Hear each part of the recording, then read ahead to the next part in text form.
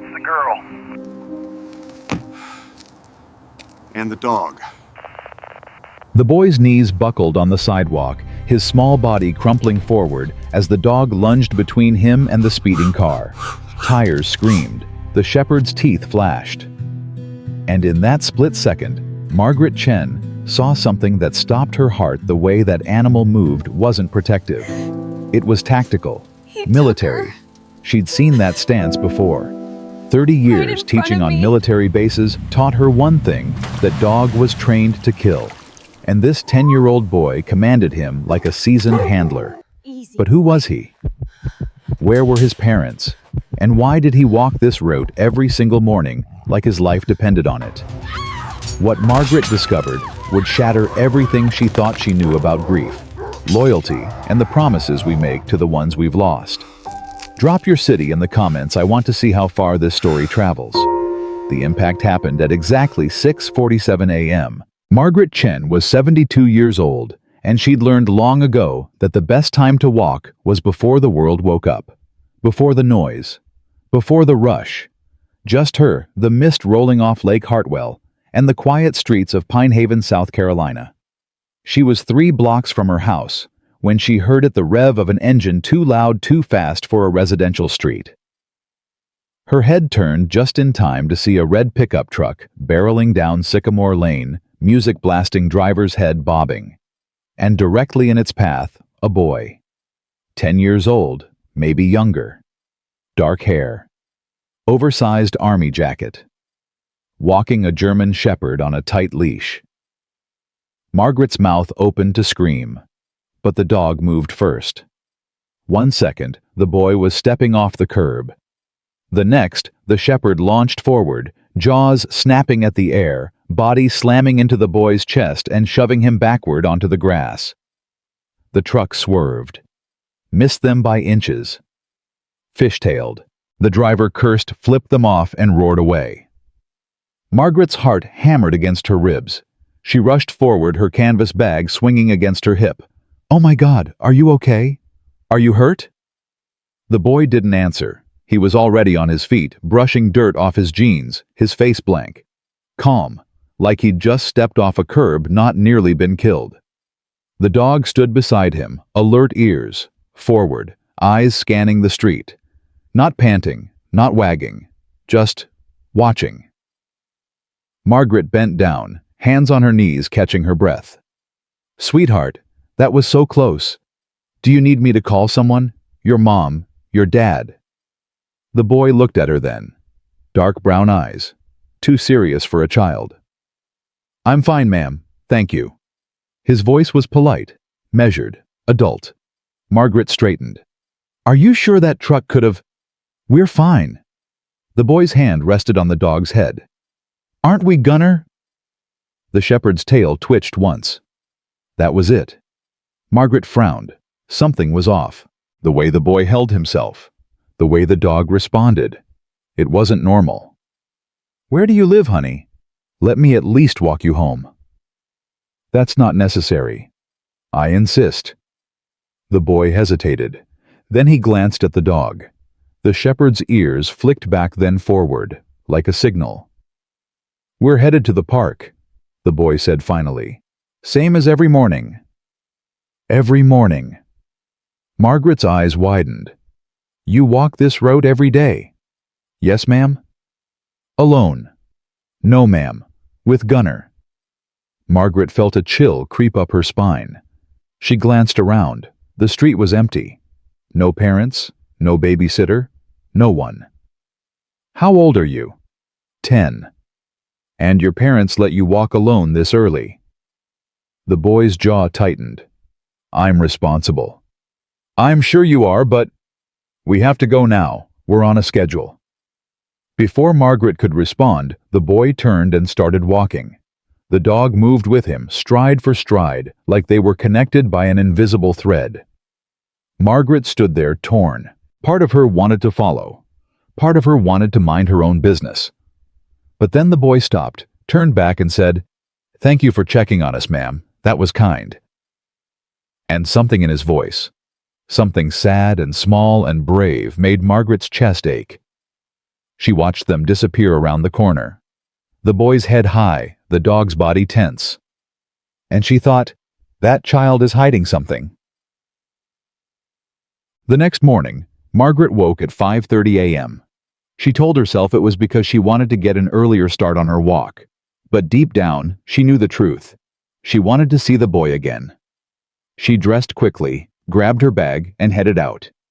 The air was cooler today, sharp with the promise of autumn. Leaves skittered across the sidewalk as she made her way to Sycamore Lane. And there he was. Same army jacket, same dog, same route. Margaret hung back, keeping her distance. She wasn't spying, she told herself.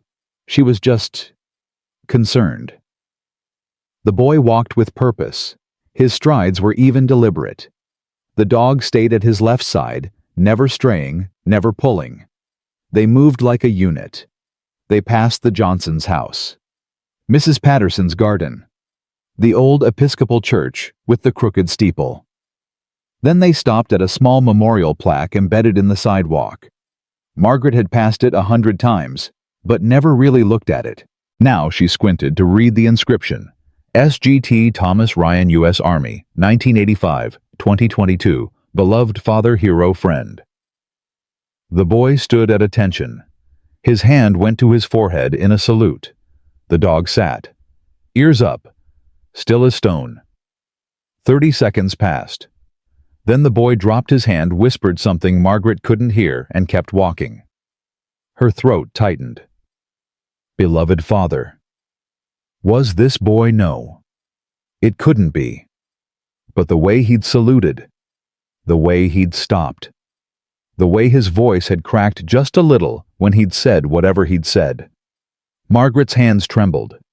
She followed them to the park, watched as the boy sat on a bench, watched as he pulled a Ziploc bag from his jacket and took out a piece of bread. Not for himself, for the dog. He broke it into small pieces, feeding Gunner one bite at a time, his hand gentle, his expression soft.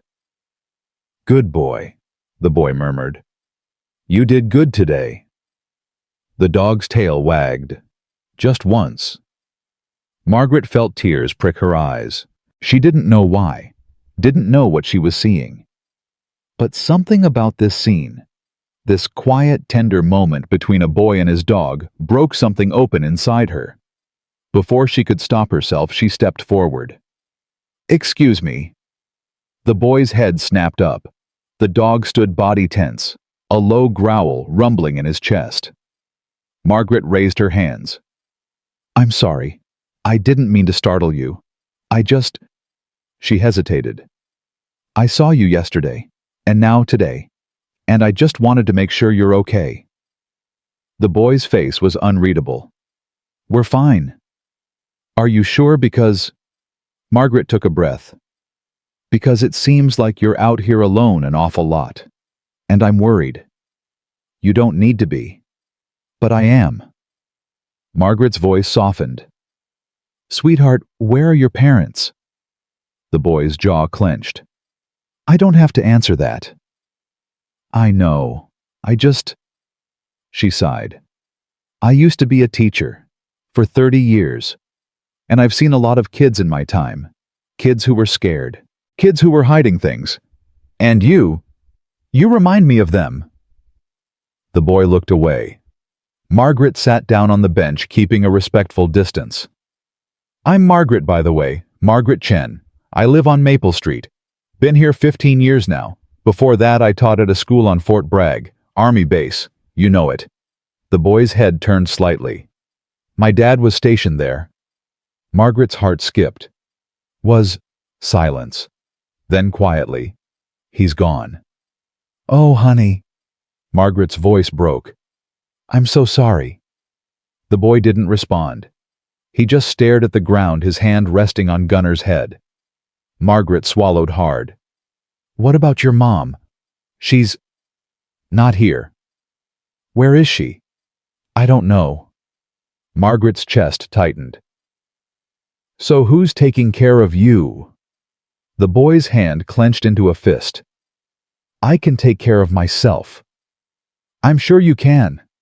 But I don't need help. His voice was sharp now, defensive. I'm fine. Gunnar and I are fine. We have a routine. We follow the rules. We do what we're supposed to do. What rules? The boy's face crumpled, just for a second. Then he pulled it back together, his expression hardening. My dad's rules, he said quietly. The ones he left me. Margaret felt like the ground had shifted beneath her feet. What do you mean? The boy stood abruptly. I have to go. Wait.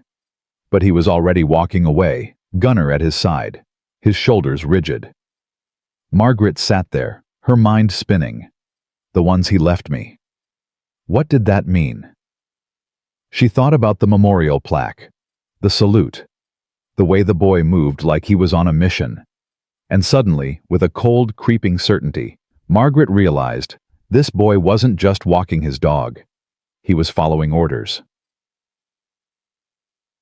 Margaret couldn't sleep that night. She lay in bed staring at the ceiling thinking about the boy, about his father, about the way he'd said, I can take care of myself. At 2:00 a.m. she gave up. She got up, made tea, and sat at her kitchen table with her laptop. She typed into the search bar, SGT Thomas Ryan Fort Bragg. The first result was an obituary. Sergeant Thomas Ryan, 37 of Pine Haven, SC, died in service to his country on March 14, 2022. He is survived by his son, Ethan Ryan, age 8. Margaret's breath caught. 8 years old, 2 years ago, which meant Ethan was 10 now, the same age as the boy. She clicked on another link, a news article. Local soldier killed in training accident. Sergeant Thomas Ryan, a decorated K-9 handler with the U.S. Army, was killed during a training exercise at Fort Bragg. Ryan, who served 2 tours in Afghanistan, was described by his commanding officer as one of the best handlers in the unit. He leaves behind a young son. Margaret scrolled further, found a photo. A man in uniform, dark hair, strong jaw, standing beside a German shepherd, the same dog, Gunnar. Her hands shook. The article continued, Ryan's K-9 partner, Gunnar, was retired following the incident and was to be adopted by Ryan's family. However, sources say Ryan's ex-wife declined custody of both the dog and the child, citing personal reasons. The boy was placed in foster care. Margaret's stomach turned. Declined custody. She kept reading. According to neighbors, Ethan Ryan was removed from his foster home 6 months ago after allegations of neglect. His current whereabouts are unknown. Margaret slammed the laptop shut. Unknown.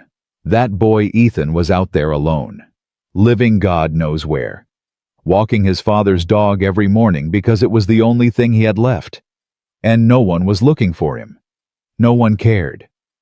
Margaret's hands clenched into fists. Well, she cared.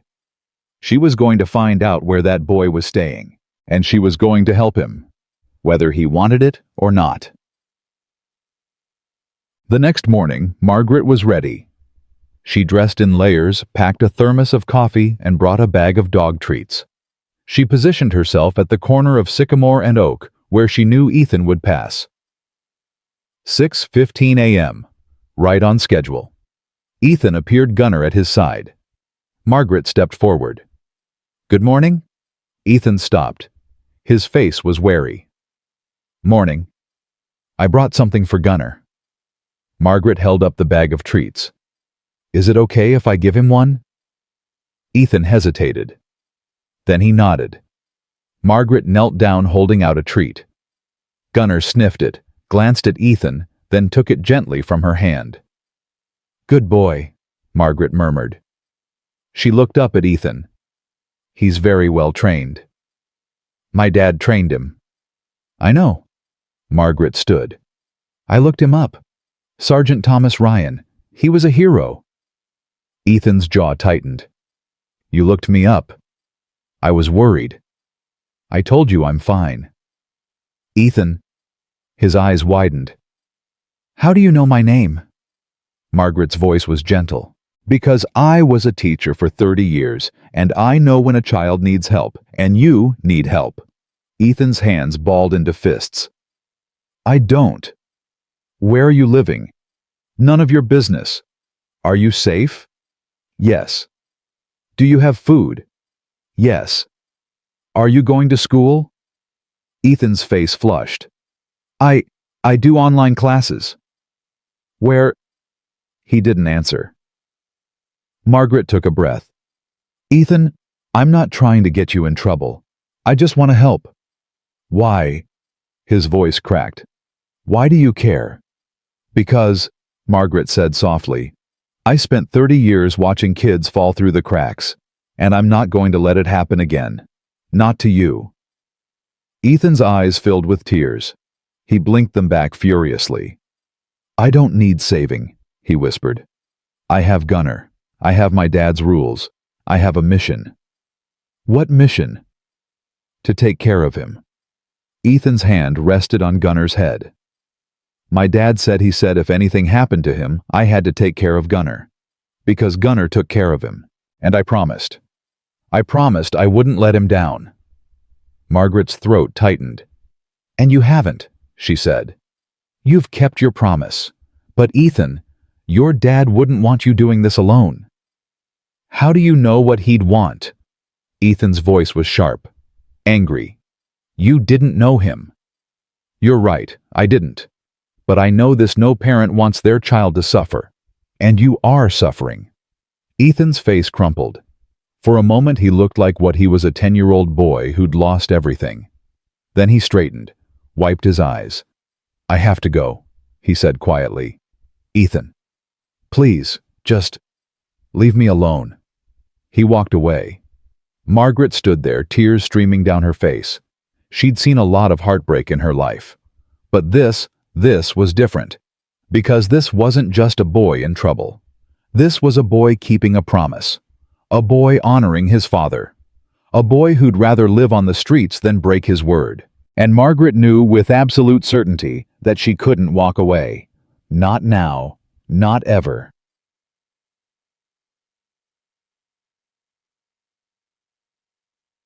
Margaret spent the rest of the day making calls. First, she called the school district, confirmed that Ethan Ryan was enrolled in online classes but hadn't logged in for weeks. Then she called social services, was transferred 4 times. Finally reached a caseworker named Brenda, who sounded exhausted. Ethan Ryan. Brenda sighed. Yeah, I know the case. Kid ran away from his foster home 6 months ago.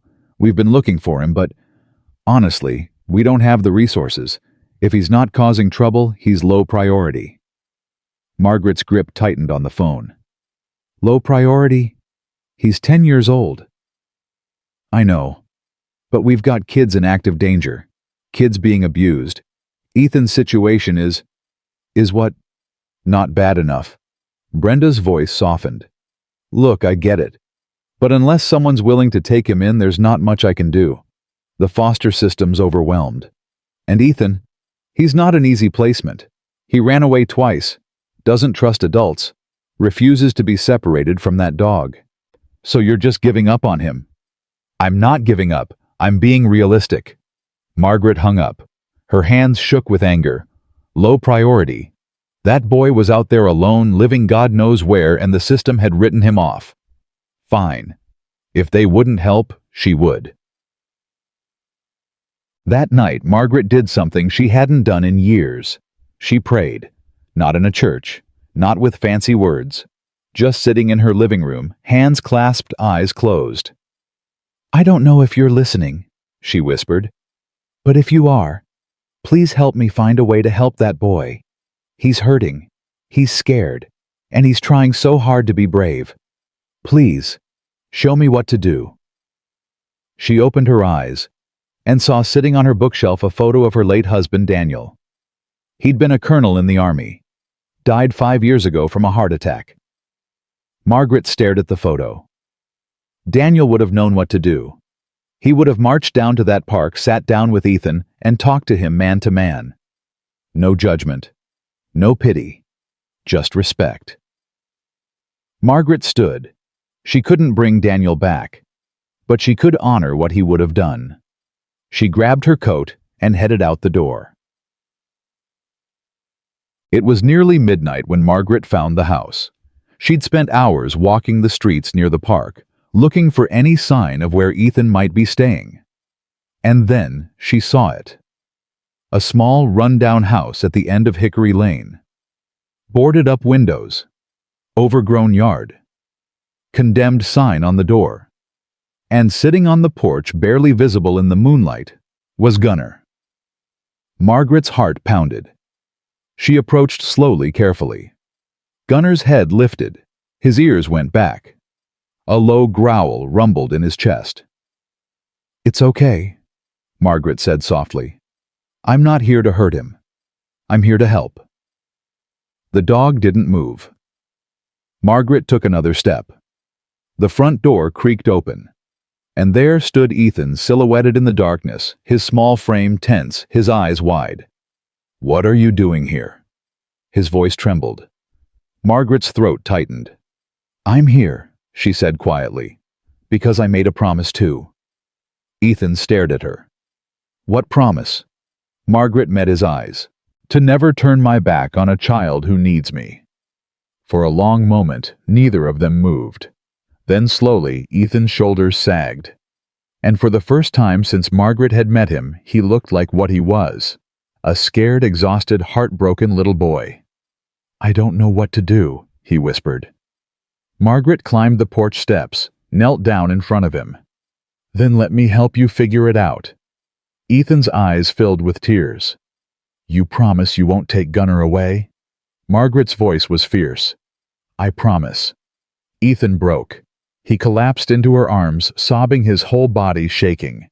And Margaret held him, this brave, broken child, and whispered, "You're not alone anymore. You're not alone." Gunnar stepped forward, resting his head on Ethan's knee. And in that moment, under the cold, indifferent stars, 3 broken souls found each other and began slowly to heal. Margaret didn't sleep that night. She couldn't. Every time she closed her eyes, she saw Ethan's face, pale, exhausted, terrified, as he'd finally let himself break in her arms. She'd brought him inside the condemned house, and what she'd found there had nearly stopped her heart. One corner held a sleeping bag, threadbare and damp. A backpack with 3 shirts, 2 pairs of jeans. A box of crackers. A half-empty gallon of water. And propped against the wall, a framed photograph of Sergeant Thomas Ryan in full-dress uniform, Gunnar, sitting beside him. Both of them looking proud and strong. Ethan had followed her gaze to the photo. "I couldn't leave it behind," he'd whispered. "When they took me to the foster home, they said I couldn't bring anything. But I snuck it out.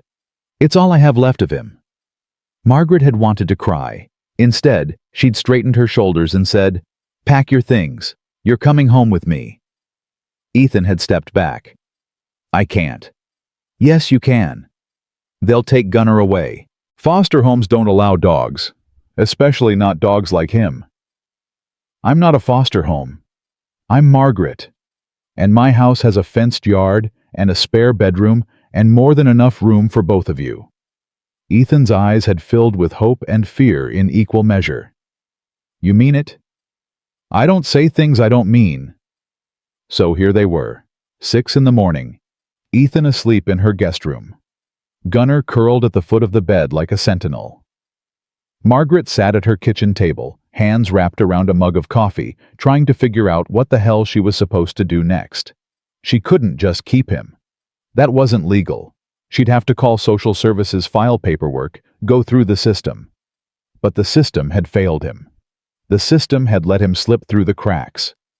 What if they took him away again? What if they separated him from Gunnar? Margaret's jaw tightened. No, she wouldn't let that happen. She pulled out her phone and dialed a number she hadn't called in 3 years. It rang twice before a gruff voice answered. "This better be good. It's 6 in the morning. "Robert, it's Margaret Chen." A pause. Then, "Maggie Jesus. It's been a while. I need your help." "What kind of help?" "The legal kind." Robert Lawson had been Daniel's best friend, a lawyer who specialized in family court. He'd helped Margaret navigate the estate after Daniel died, and she trusted him more than anyone. She heard him sigh. "All right, what's going on?" Margaret told him everything. About Ethan, about Gunnar, about the promise a dying soldier had asked his son to keep. When she finished, Robert was quiet for a long moment. Then he said, "You want to take custody of this kid?" "Yes." "Maggie, you're 72 years old. So the courts are going to question whether you're physically capable of raising a 10-year-old boy." "I raised 2 kids of my own. I taught hundreds more. I'm perfectly capable." "I'm not saying you're not. I'm saying the courts will ask. They'll drag it out, make you jump through hoops, and in the meantime, they'll put the kid back in foster care." Margaret's grip tightened on the phone. "Then we don't tell them." "What?" "Not yet. Not until I have everything in place. Give me 2 weeks, Robert. Help me figure out what I need to do and I'll do it. But I'm not letting them take him away." Robert exhaled slowly. "You're asking me to help you hide a child from the state. I'm asking you to help me save a child the state abandoned." Silence. Then, "Damn it, Maggie. You always were stubborn as hell." "Is that a yes?" "That's a yes. But if this blows up in our faces, you're buying me a very expensive bottle of whiskey." "Deal." Margaret hung up and let out a breath she didn't know she'd been holding. Behind her a voice said, "You're going to get in trouble, aren't you?" She turned. Ethan stood in the doorway, wearing an oversized t-shirt she'd found for him. His hair was messy, his eyes red-rimmed. Margaret set down her coffee. "Maybe." "Then why are you doing this?" She met his gaze. "Because it's the right thing to do." Ethan looked down at his bare feet. "My mom used to say that doing the right thing mattered more than doing the easy thing." "Your mom sounds like she was smart." "She was." His voice cracked. "Before she got sick." Margaret's chest tightened. "What happened to her sweetheart?" "Cancer. When I was 6. Dad tried to take care of both of us, but—" Ethan's hands clenched into fists. "After she died, he changed. He was sad all the time. And then he got deployed, and I went to live with my aunt. But she didn't really want me. She just took me because she thought she was supposed to. And after your dad died, she said she couldn't handle me anymore, said I was too much trouble. So they put me in foster care." Ethan's voice dropped to a whisper. "But the people they sent me to, they didn't want Gunnar. They said he was too aggressive, that he'd hurt someone, but he wouldn't. He's a good dog. He's the best dog. And I promised my dad I'd take care of him, so I ran away." Margaret crossed the room and knelt in front of him. "You did what you had to do, and that took more courage than most adults have. But now I'm making things hard for you. Ethan, look at me." She waited until his eyes met hers. "You are not a burden. You are not too much trouble. You are a brave, smart, incredible kid who's been dealt a terrible hand. And I am honored to help you." Ethan's eyes filled with tears. "Why?" "Because," Margaret said softly, "a long time ago I had a student. His name was David. He was 10, just like you. His parents were both deployed overseas and he was living with his grandmother. One day she had a stroke, and before anyone realized what had happened, David had been taking care of her for 3 days, feeding her, trying to help her walk, calling 911 over and over because he didn't know what else to do." Margaret's voice trembled. By the time someone found them, it was too late. His grandmother had died, and David, he blamed himself.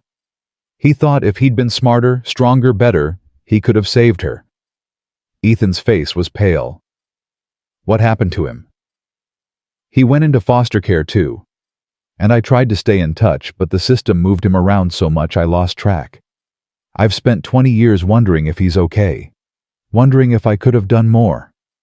Margaret's hands shook. I can't change what happened to David, but I can help you. And I will, no matter what it takes. Ethan's tears spilled over. He stepped forward and wrapped his arms around her neck. Margaret held him tight, her own tears falling silently. Behind them, Gunnar padded into the room. He sat beside them, his head resting on Ethan's leg. And for the first time in 2 years, Ethan felt something he'd almost forgotten.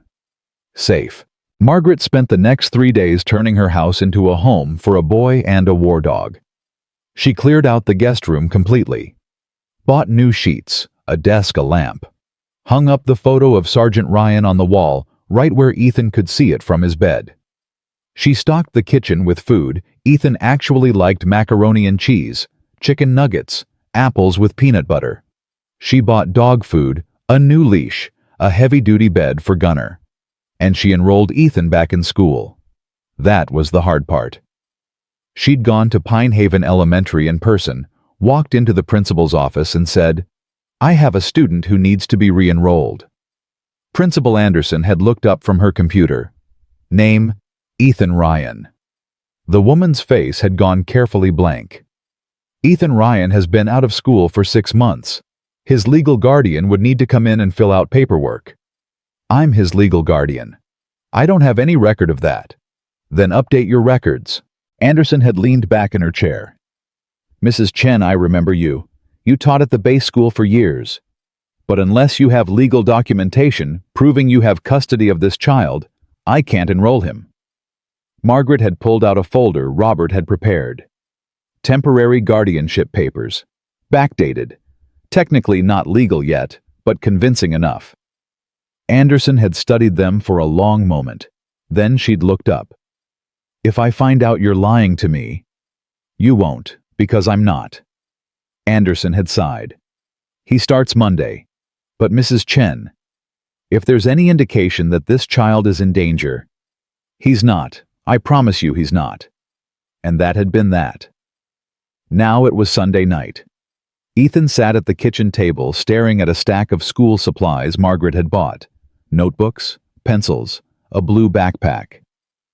I haven't been to real school in a long time, he said quietly. Margaret set a plate of spaghetti in front of him. Are you nervous? Yeah. That's okay. Being nervous means you care. Ethan picked up his fork but didn't eat. What if the other kids ask where I've been? Tell them the truth, that you took some time off to take care of family business. And if they ask about Gunnar, tell them he's your dog. That's all they need to know. Ethan looked down at Gunnar, who lay beside his chair. What if they don't like him? Then they're idiots. Margaret sat down across from him. Ethan, listen to me. You've survived things most kids can't even imagine. You've lived on your own. You've kept a promise to your father. You've taken care of a military working dog. You are stronger than anyone in that school. Don't forget that. Ethan's eyes glistened. I don't feel strong. You don't have to feel it. You just have to be it. He finally took a bite of spaghetti. Chewed slowly. Then he said, Thank you. For what? For not treating me like I'm broken. Margaret's throat tightened. You're not broken, sweetheart. You're just bent. And bent things can be straightened out.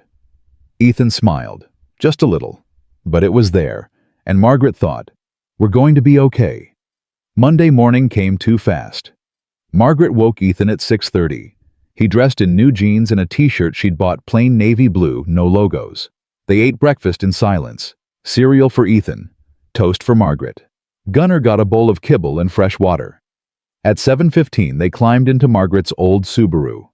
Gunnar sat in the back seat, head out the window. The drive to the school took 8 minutes.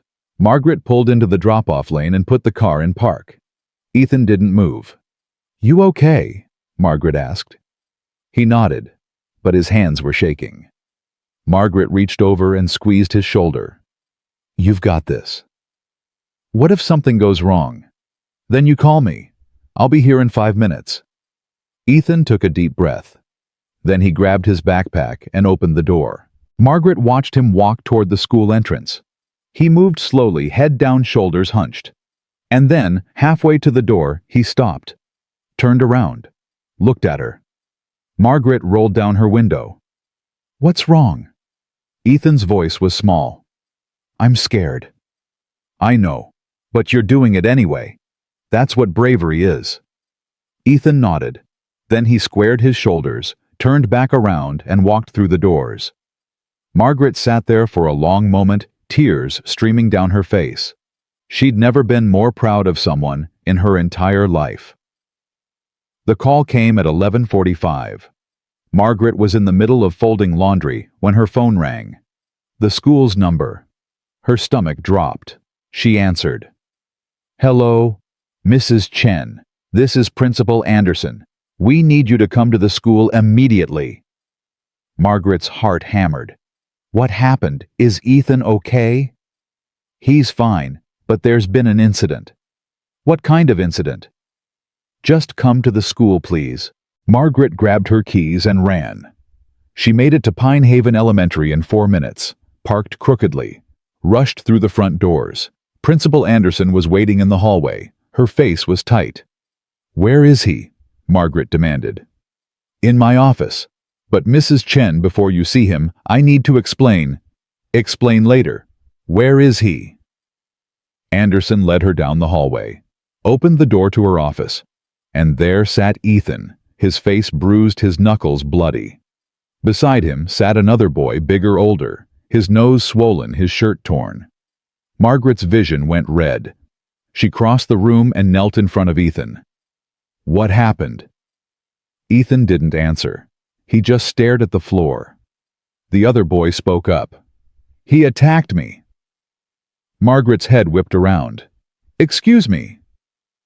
"I was just talking to him and he went crazy, started hitting me." "That's not true." Ethan's voice was barely audible. "Yes, it is." "Ethan," Margaret said firmly, "tell me what happened." Ethan's hands clenched into fists. "He said my dad was a coward. He said soldiers who die are stupid. He said I was stupid for crying about it." Margaret's blood turned to ice. She stood slowly, looked at the other boy. "Is that true?" The boy shifted in his seat. "I didn't mean it like that." "Then how did you mean it?" "I was just joking." "You think a child's dead father is a joke?" The boy's mother, sitting in the corner, stood up. "Excuse me, but your child attacked mine. You should be apologizing, not interrogating him." Margaret turned to her. "Your son mocked a Gold Star family. I'm not apologizing for anything." "He's just a kid. He didn't know." "Then maybe you should have taught him better." The woman's face flushed. "How dare you?" "Enough." Principal Anderson stepped between them. "This isn't productive." Margaret's jaw clenched. "What's going to happen to Ethan?" "He'll be suspended for 3 days. Suspended for defending his father's honor. For physical violence." "Mrs. Chen, I understand this is a difficult situation, but we have a zero-tolerance policy." "Zero tolerance." Margaret's voice rose. "That boy verbally assaulted my child and you're punishing them equally." Ethan threw the first punch. "Because he was provoked." "That doesn't matter." "It should."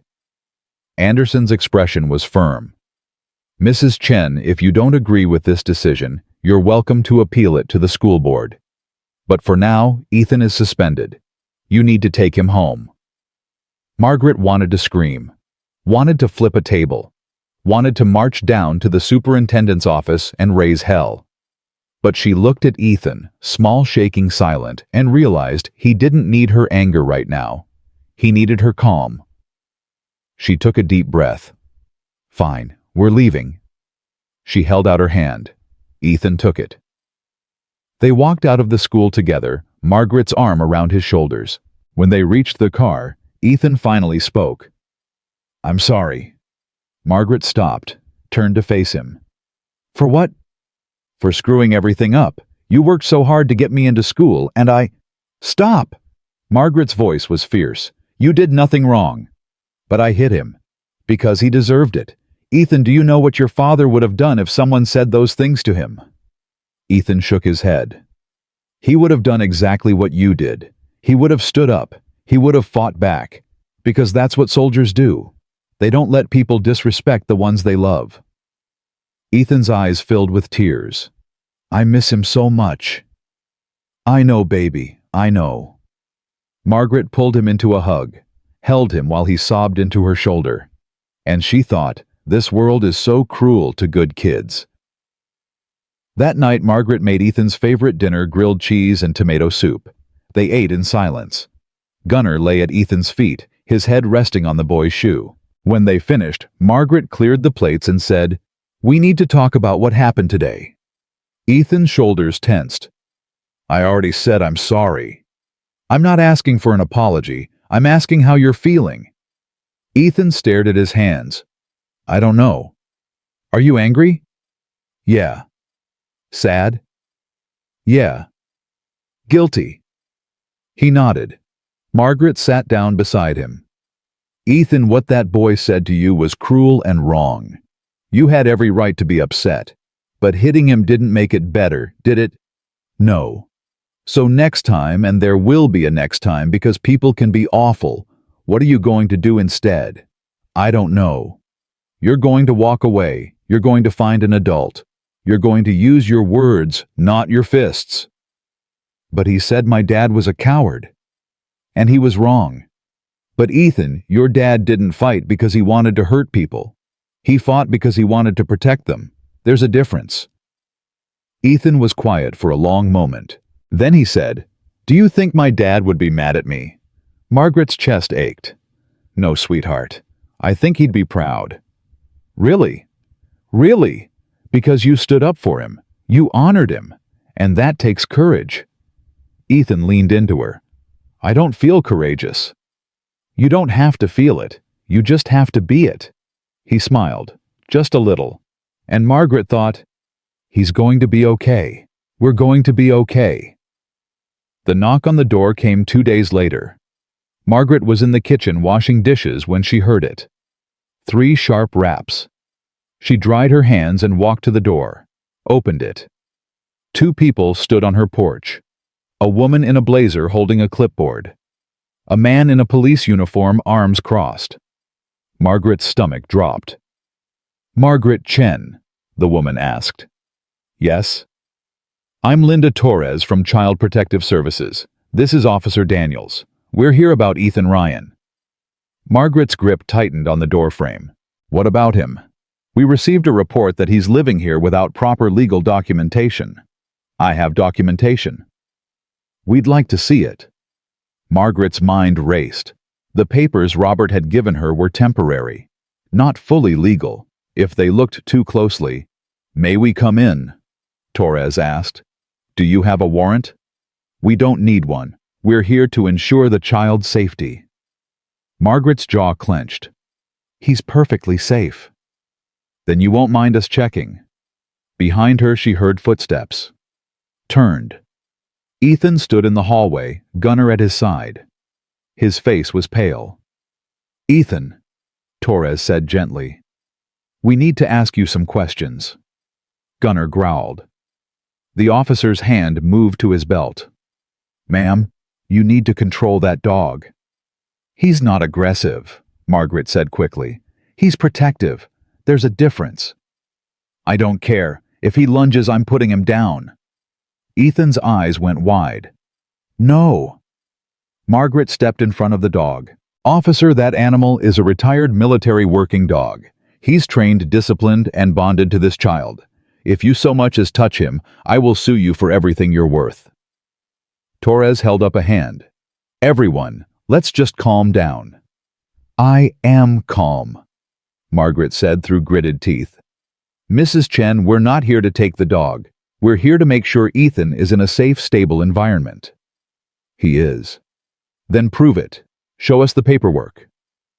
Margaret hesitated. Then Ethan spoke. It's okay, Margaret. I'll go with them. No. Margaret's voice was fierce. You're not going anywhere. But if I don't, they'll take Gunnar. And I can't let that happen. Margaret's heart shattered. She turned to Torres. Give me 24 hours. Let me get everything in order. Please. Torres looked at the officer, then back at Margaret. 24 hours. But if you don't have legal custody by then, we're taking him into protective care.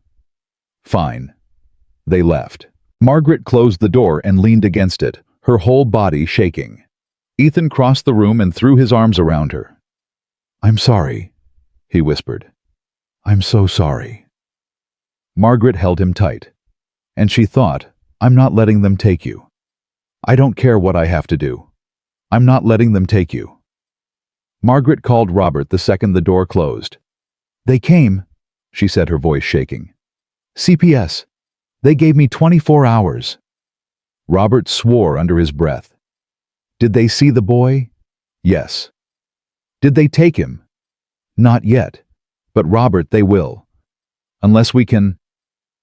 I'm working on it, Maggie. But expediting custody takes time. Time we don't have. Then what do I do? Silence on the other end. Then Robert said something that made Margaret's blood run cold. You need to prepare yourself for the possibility that they'll remove him tomorrow. No. Maggie, I said no. I made that boy a promise. I'm not breaking it. Then you need to fight.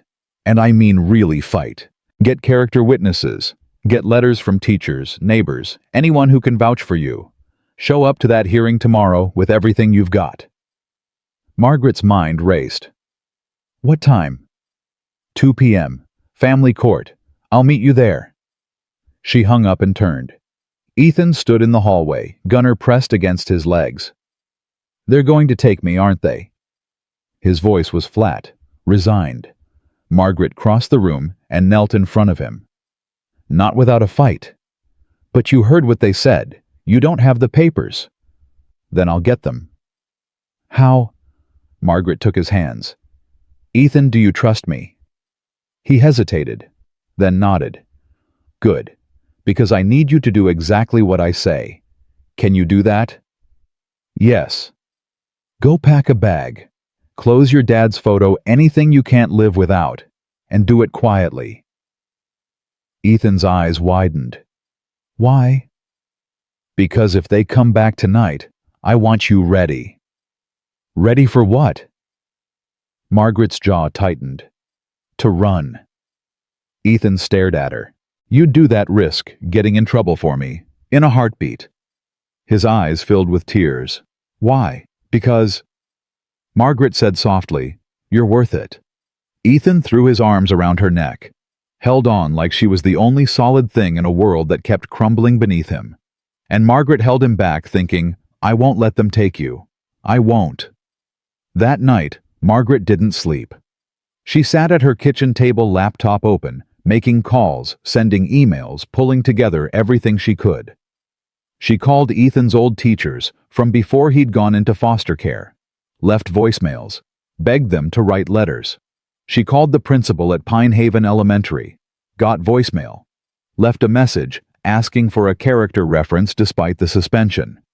She called the VFW hall, spoke to Tom Berkeley, a retired colonel who'd known Daniel. Tom, I need your help, she said. What's going on, Maggie? She told him. Everything. When she finished, Tom was quiet for a long moment. Then he said, That boy's father was a good man, a damn good man. If you're fighting to keep his kids safe, you've got my support. What do you need? A letter, testimony, anything that shows I'm fit to take care of him. You'll have it by morning. Margaret's throat tightened. Thank you. Don't thank me, just win.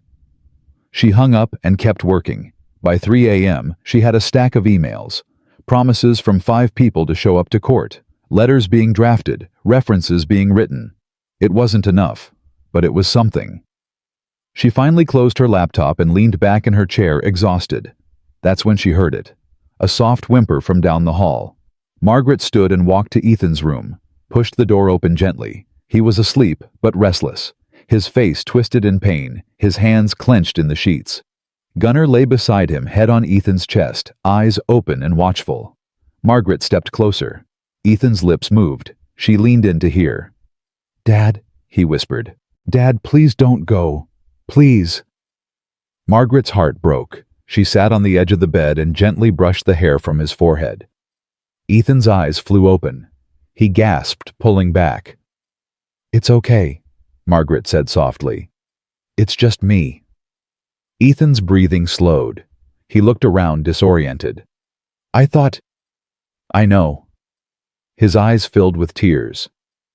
"I dreamed he came back. And then I woke up and he was gone again." Margaret pulled him into a hug. "I'm so sorry, sweetheart."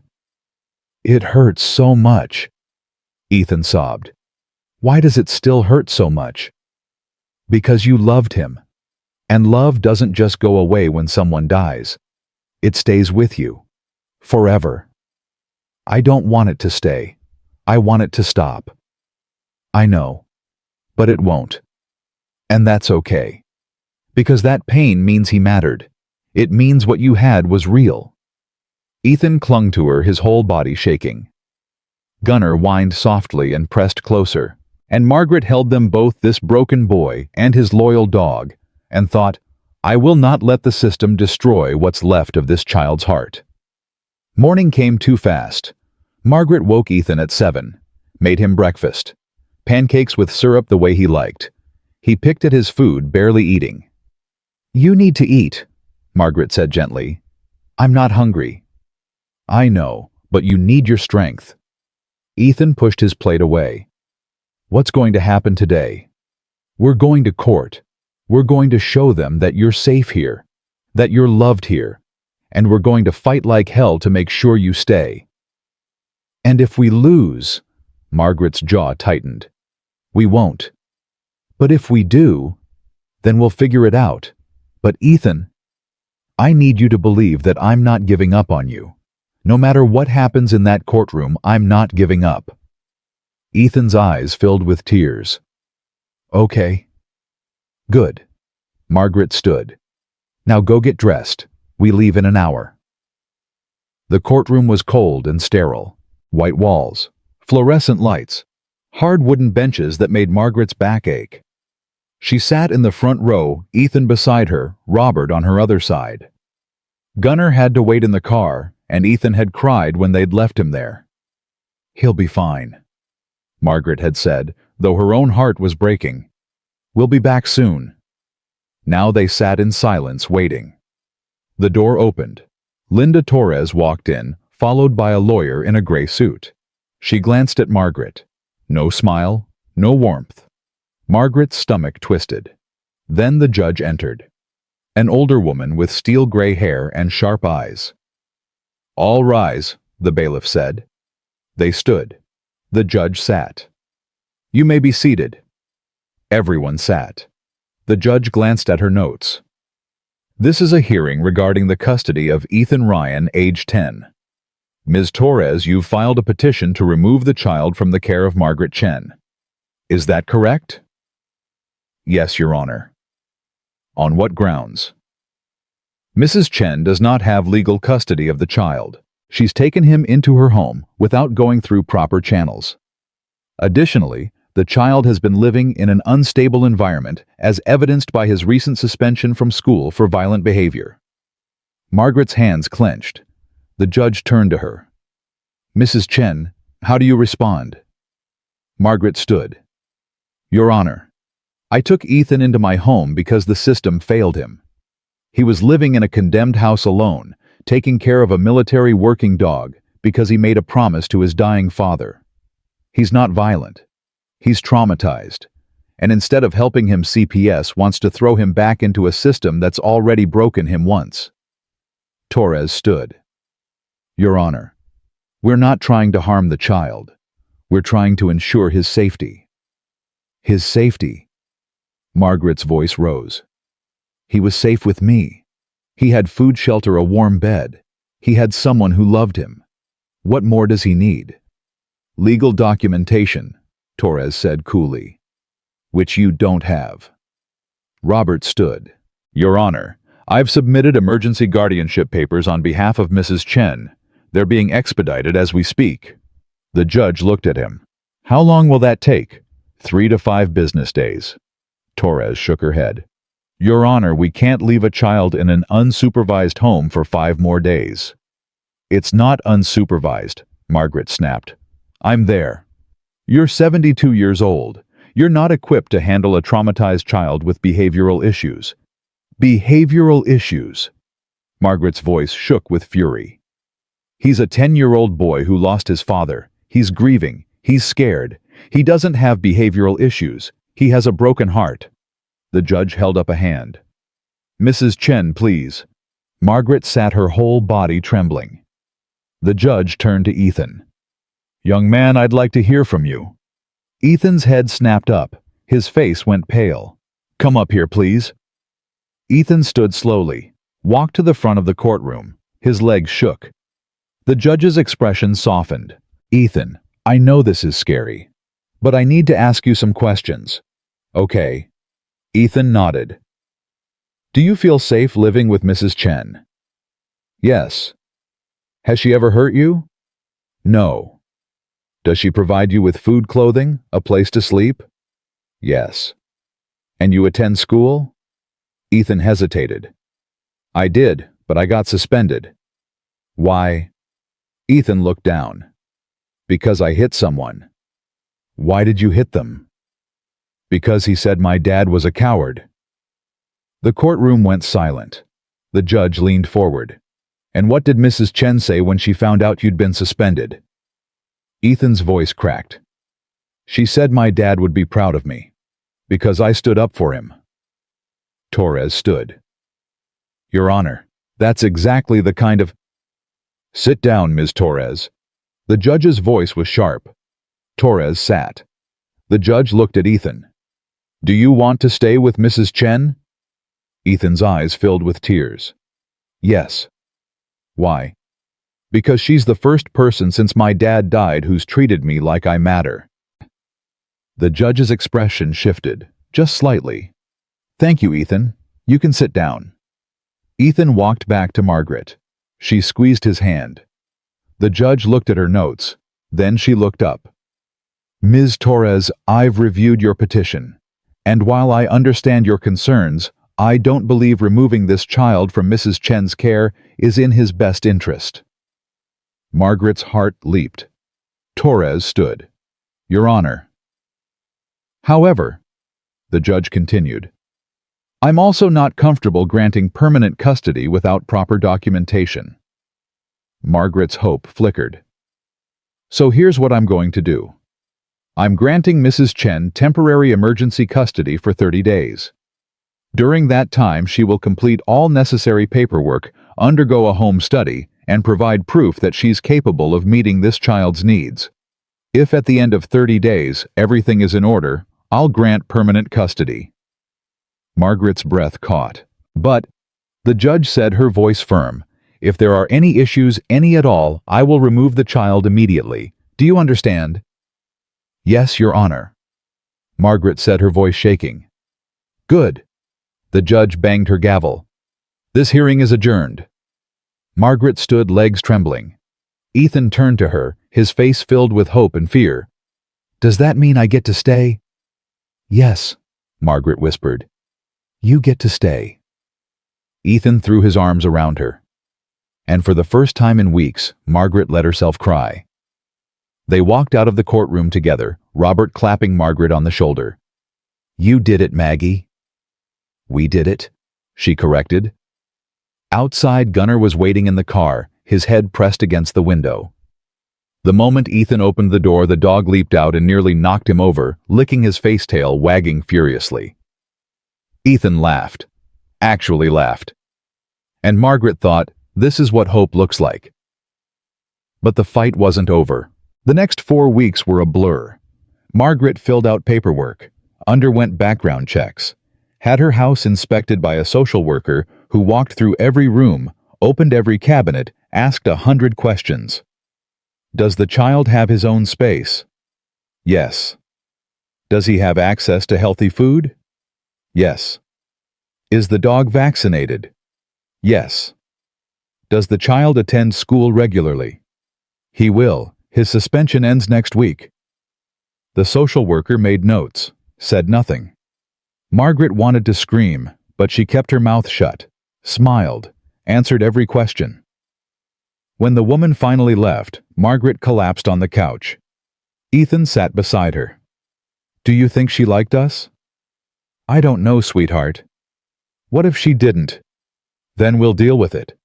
But Margaret's hands shook as she said it, because she didn't know if she could deal with it, didn't know if she was strong enough to watch them take Ethan away. That night, she prayed again. Please, she whispered, please let this work. I can't lose him. I can't. She didn't hear an answer. But the next morning, when Ethan came into the kitchen and said, "Good morning, Margaret," with a smile on his face, she thought maybe that was answer enough.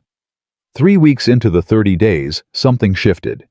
Ethan started laughing more, started talking about things other than his dad, started acting like a kid again. He joined Margaret in the garden, pulling weeds, planting flowers. He helped her cook dinner, measuring ingredients, stirring pots. He even started drawing again. Pictures of Gunnar, pictures of his dad, pictures of Margaret. She found one on the kitchen table one morning, a crayon drawing of the three of them standing in front of her house. At the top, in shaky handwriting, it said family. Margaret had to sit down.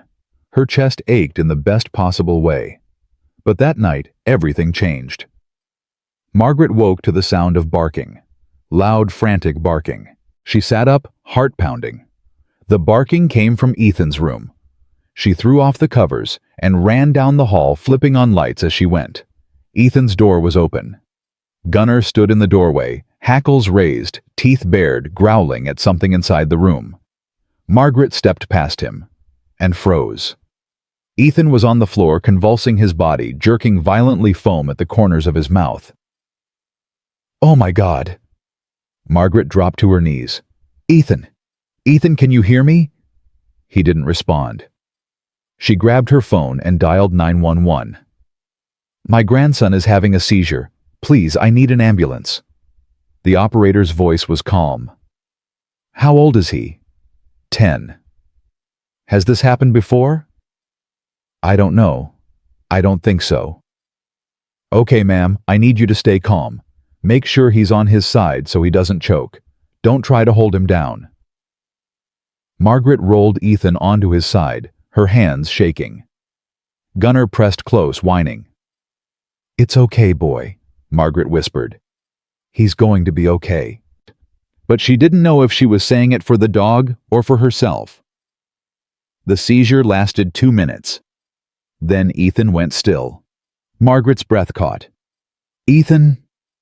His eyes fluttered open, unfocused, confused. What? His voice was slurred. What happened? You had a seizure, sweetheart. But you're okay.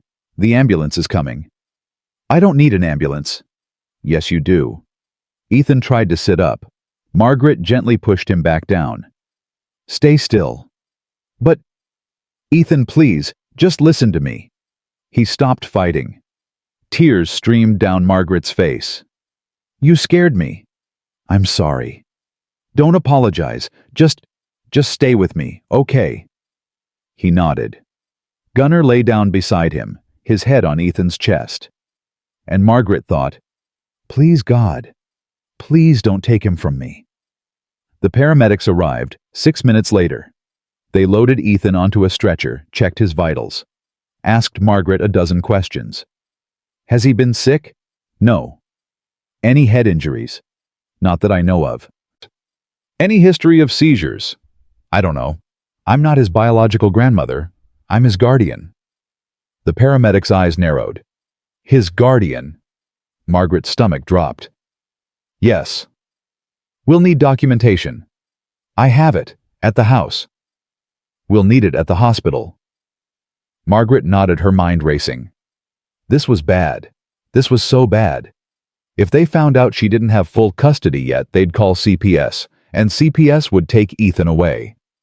She climbed into the ambulance with him holding his hand. It's going to be okay, she whispered, but she didn't know if that was true anymore. At the hospital, they ran tests, blood work, CT scan, EEG. Margaret sat in the waiting room, Gunnar at her feet. The staff had protested, but she'd refused to leave him in the car. He's a service dog, she'd lied. Emotional support. They'd let him stay. Now she sat hands clasped, praying harder than she'd ever prayed in her life. Finally, a doctor approached. Young, tired-looking. Mrs. Chen. She stood. Is he okay? He's stable, but we need to talk. Margaret's heart sank. What's wrong? The doctor glanced at his chart. Ethan's seizure was likely caused by extreme stress. His cortisol levels are through the roof. Has he been through any traumatic events recently? Margaret's throat tightened.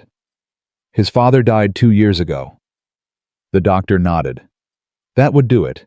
Kids process trauma differently than adults. Sometimes it manifests physically. So what do we do?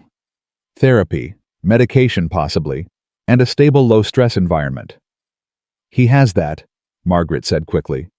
He has me. The doctor's expression was kind. I'm sure he does, but I'll need to file a report with social services. It's protocol. Margaret's blood turned to ice. A report. Just to make sure he's getting the support he needs. But he is. I'm giving him everything. I'm not saying you're not. It's just procedure. Margaret wanted to argue, wanted to beg, but she knew it wouldn't help. So she just nodded. When can I take him home? Tomorrow morning. We want to keep him overnight for observation. Can I stay with him? Of course. Margaret exhaled. Thank you. She walked to Ethan's room. He was asleep, an IV in his arm, his face pale against the white sheets. Margaret sat beside him and took his hand.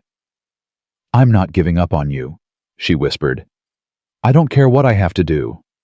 I'm not giving up. Gunnar rested his head on the edge of the bed.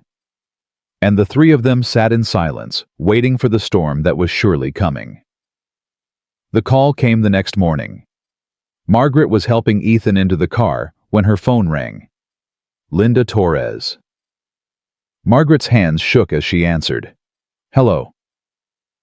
Mrs. Chen, we received a report from the hospital. I'll need to do a follow-up visit this afternoon.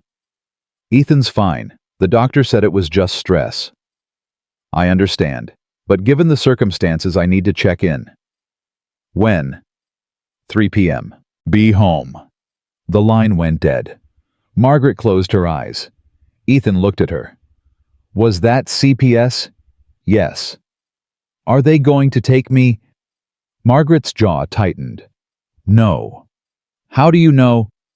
Because I won't let them. But even as she said it, she wondered if she had any power to stop it. They drove home in silence. Margaret's mind raced. She had 6 hours to prepare. 6 hours to make sure everything was perfect. She cleaned the house top to bottom, made sure Ethan's room was spotless, made sure the fridge was stocked. She called Robert. They're coming. I'll be there. What if they take him?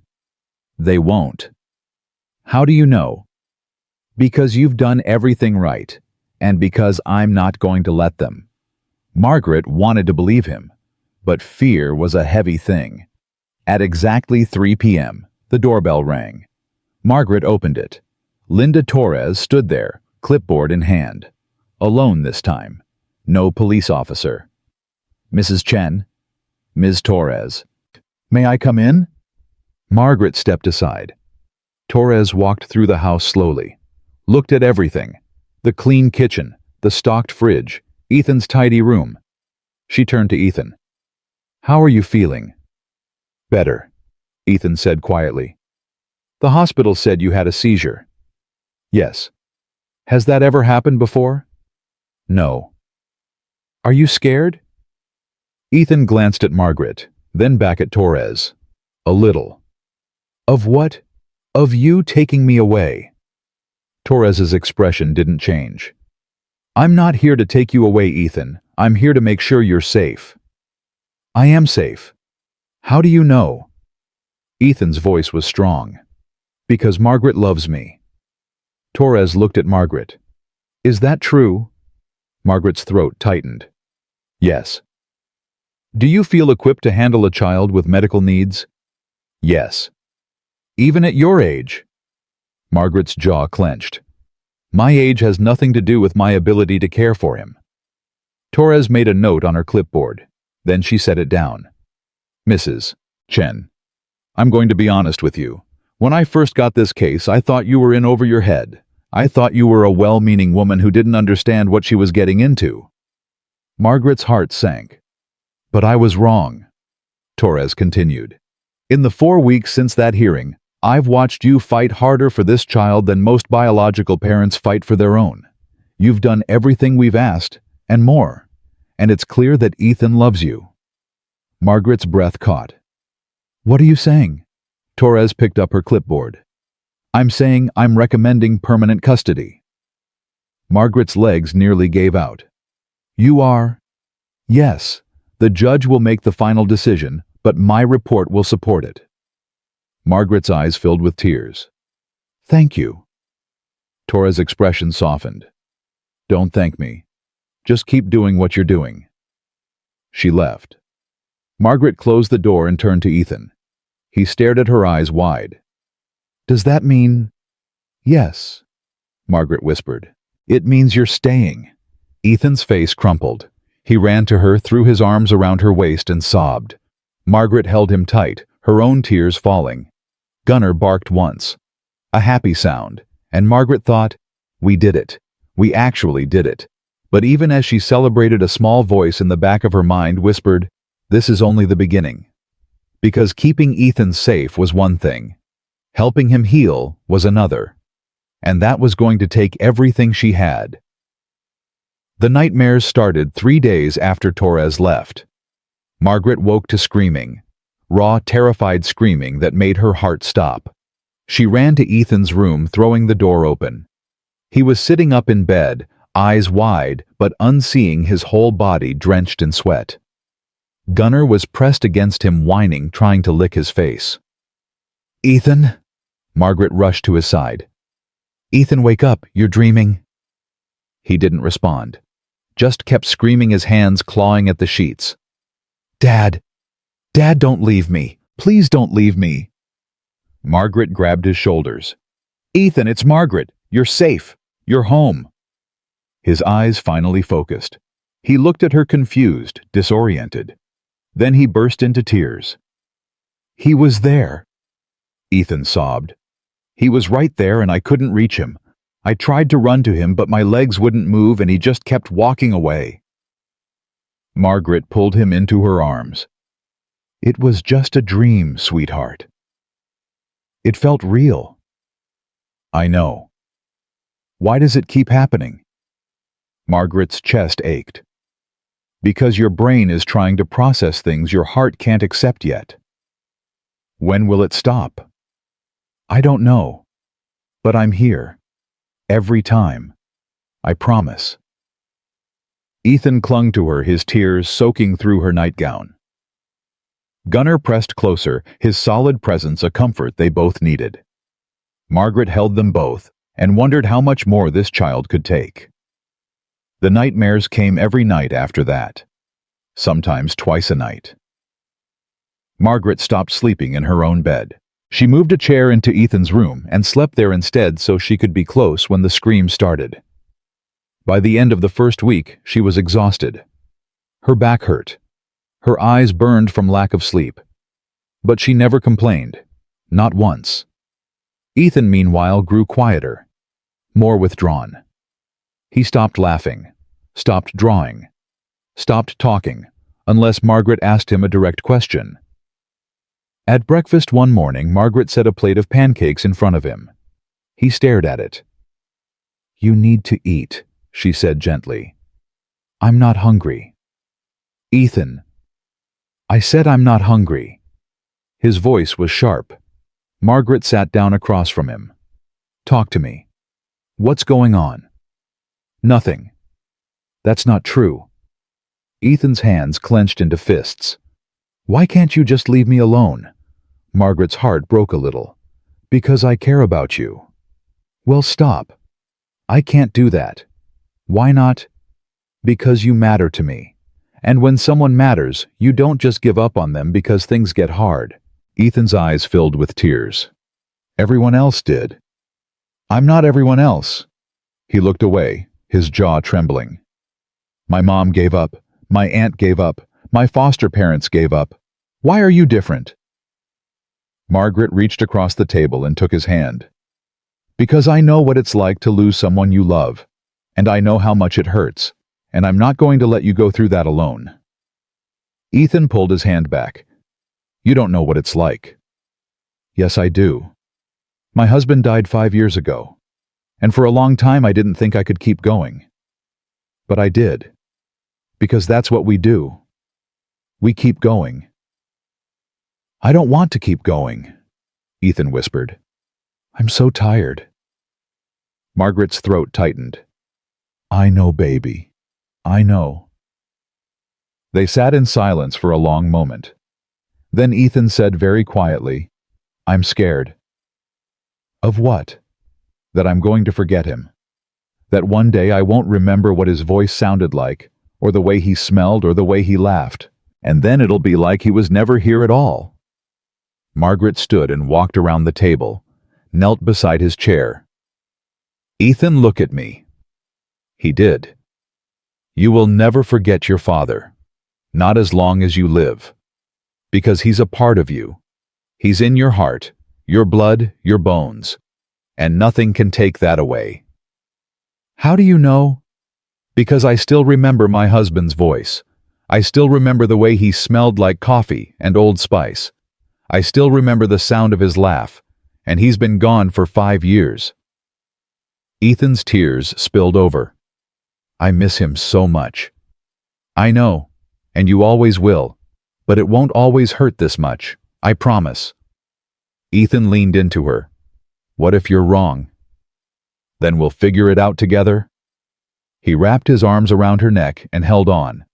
And Margaret thought, this child has been through hell, but he's still here. He's still fighting, and I'm going to help him win. That afternoon, Margaret called a therapist, Dr. Sarah Brennan had been recommended by Ethan's doctor at the hospital. She specialized in childhood trauma and grief. Margaret explained the situation, the nightmares, the withdrawal, the anger. Dr. Brennan listened. Then she said, bring him in tomorrow. Will he have to talk about his father? Only if he's ready. And if he's not, then we'll work on other things. Coping mechanisms, emotional regulation, building trust. Margaret exhaled. Thank you. The next day, Margaret drove Ethan to Dr. Brennan's office. He sat in the passenger seat, silent, staring out the window. You don't have to talk if you don't want to, Margaret said. Dr. Brennan just wants to meet you. Ethan didn't respond. When they arrived, the office was warm and welcoming, soft lighting, comfortable furniture, a shelf full of books and toys. Dr. Brennan was in her 40s with kind eyes and a gentle smile. You must be Ethan, she said, holding out her hand. Ethan hesitated, then shook it. I'm Dr. Brennan, but you can call me Sarah if you want. Ethan nodded. Why don't you come in, Margaret? You're welcome to wait out here. Margaret squeezed Ethan's shoulder. I'll be right here if you need me. Ethan looked at her, fear in his eyes. You've got this, Margaret whispered. He took a deep breath, then followed Dr. Brennan into the office. The door closed. Margaret sat in the waiting room, hands clasped, praying. 45 minutes later, the door opened. Ethan walked out. His eyes were red, but his face was calm. How'd it go? Margaret asked. Okay. Dr. Brennan smiled. He did great. I'd like to see him twice a week if possible. Of course. They scheduled appointments. Then Margaret and Ethan left. In the car, Margaret asked, Do you want to talk about it? Not really. That's okay. They drove in silence for a few minutes. Then Ethan said, She's nice. I'm glad. She didn't make me talk about Dad. Good. But I did anyway. Margaret glanced at him. How did that feel? Ethan stared out the window. Hard, but also kind of good. Margaret's eyes filled with tears. I'm proud of you. For what? For being brave enough to try. Ethan looked at her. You think I'm brave? I think you're the bravest person I know. He smiled. Just a little, but it was there. And Margaret thought maybe we're going to be okay after all. 2 weeks passed, then 3. The nightmares didn't stop, but they became less frequent. Ethan started talking more, started drawing again. He even laughed once when Gunnar stole a piece of bacon off his plate. Margaret felt hope blooming in her chest.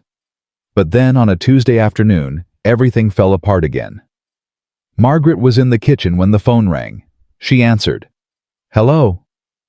Mrs. Chen, this is Principal Anderson. Margaret's stomach dropped. What happened? Ethan didn't show up to school today. Margaret's blood turned to ice. What do you mean he didn't show up? I dropped him off this morning. Well, he's not here now, and his teachers haven't seen him all day. Margaret's hands shook. I'll be right there. She hung up and grabbed her keys, her mind racing. Where was he? Why would he leave school?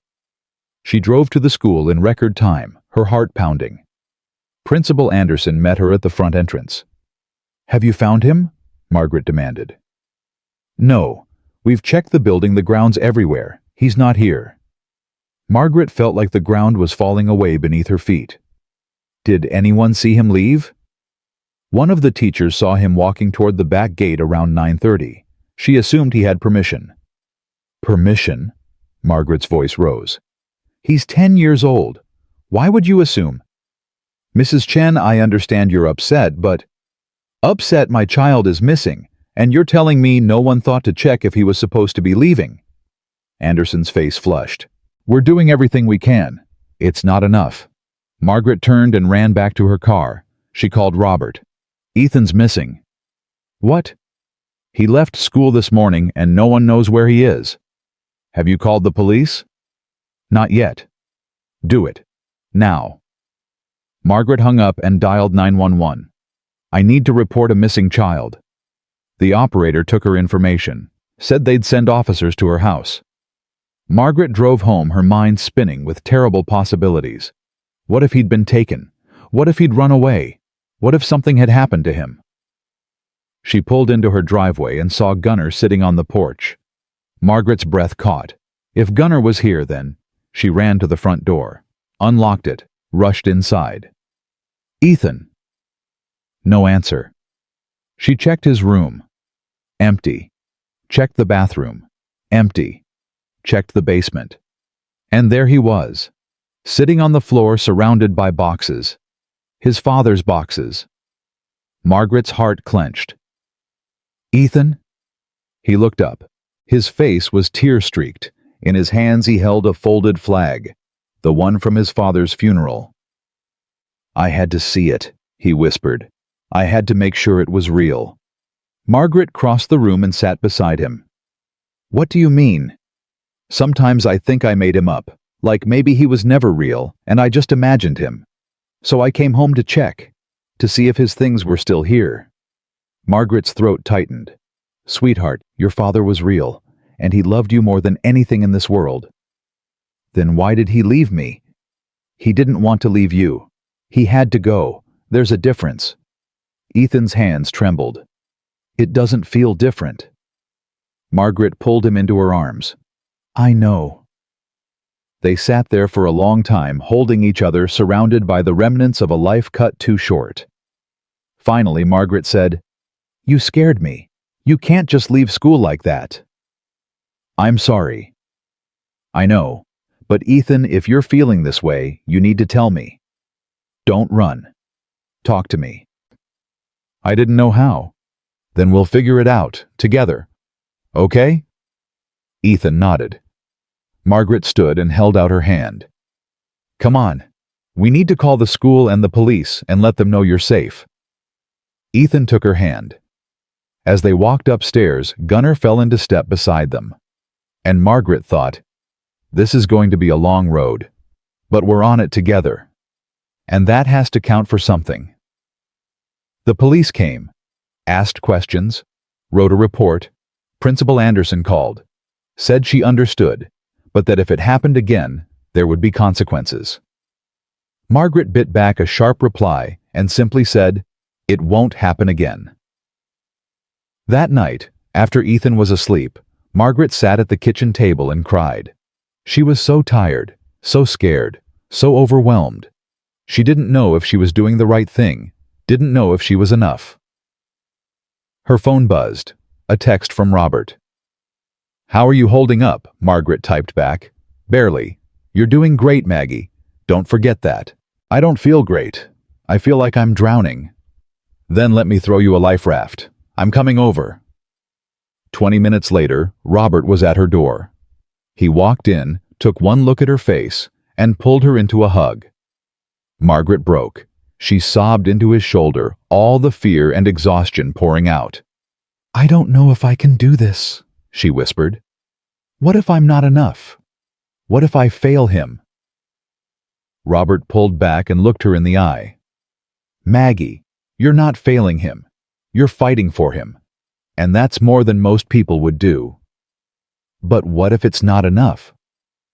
It will be, because you love him. And love is the most powerful thing in the world. Margaret wiped her eyes. You really believe that? I do. She took a shaky breath. Thank you. Anytime. They talked for an hour. About Ethan, about the custody hearing coming up, about what would happen if things didn't go their way. By the time Robert left, Margaret felt steadier, not fixed, but steadier, and sometimes that was enough. The final custody hearing was scheduled for 3 weeks later.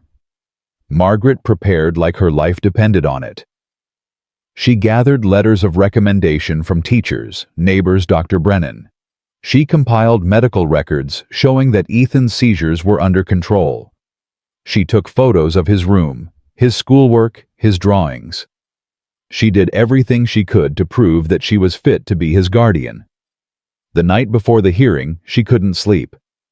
She lay in bed staring at the ceiling, her mind racing. What if the judge said no? What if they took him away? She couldn't think about it, couldn't let herself go there. Instead, she got up and walked to Ethan's room. He was asleep. Gunnar curled at his feet. Margaret stood in the doorway watching him breathe. This boy had changed her life, had given her purpose again, had reminded her what it meant to love fiercely and unconditionally. She wasn't going to lose him, not without a fight. The next morning, they dressed in their best clothes. Margaret wore a navy dress. Ethan wore khakis and a button-up shirt. They drove to the courthouse in silence, both of them too nervous to speak. Robert met them at the entrance. Ready? He asked. Margaret took a deep breath. As I'll ever be. They walked inside. The courtroom was the same as before. Cold, sterile, unforgiving. The judge entered. Everyone stood, and the hearing began. Torres went first. She presented her report, spoke about Margaret's dedication, Ethan's progress, the stability of the home. Then the judge turned to Margaret. Mrs. Chen, I've reviewed everything, and I have to say I'm impressed. You've done everything we've asked and more. Margaret's heart leaped.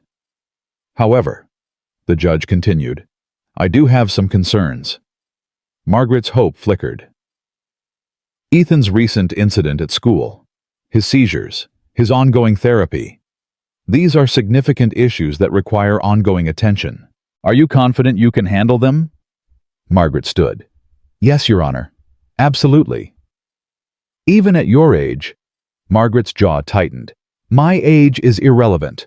What matters is my commitment, and I am committed to this child, completely.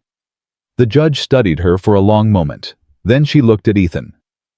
Young man, do you have anything you'd like to say?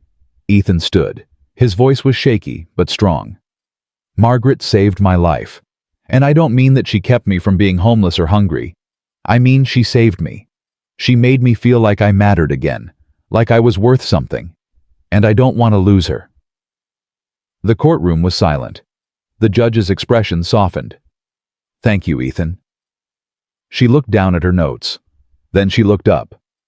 "Mrs. Chen, it's clear to me that you love this child, and that he loves you. And while there are challenges ahead, I believe you're capable of meeting them." Margaret's breath caught. "Therefore, I'm granting you full legal custody of Ethan Ryan."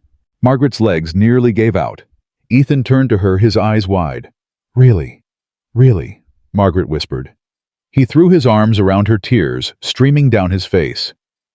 Margaret held him tight, her own tears falling. The judge smiled. "Congratulations. Take care of each other." They walked out of the courtroom together, holding hands. Robert clapped Margaret on the back. "You did it, Maggie." "We did it," she corrected, squeezing Ethan's hand. Outside, the sun was shining.